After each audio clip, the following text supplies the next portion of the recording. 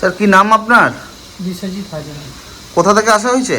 আমি গাফুল পঞ্জনতলা। তো কি সমস্যার জন্য এসেছিলেন এখানে? কিডনি সমস্যার জন্য। তো এখানে কটা থেরাপি নেওয়া হলো আপনার? আজকে নিয়ে 10টা। তো 10টা থেরাপি নেওয়ার পর আপনার ক্রিয়েটিনাইন কত আছে এখন? 4.2।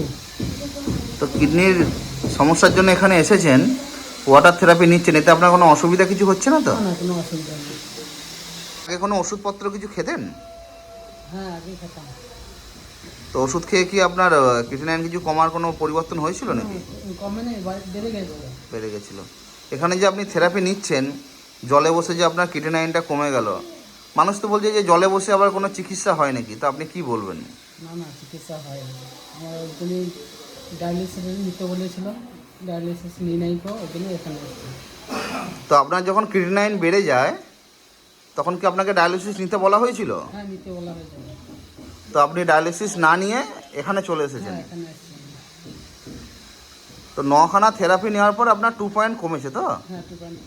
তো এখানে যে জলে বসে আপনি চিকিৎসা নিচ্ছেন, তো এখানে আপনার অসুবিধা কিছু হচ্ছে না? না, অসুবিধা কিছু নেই।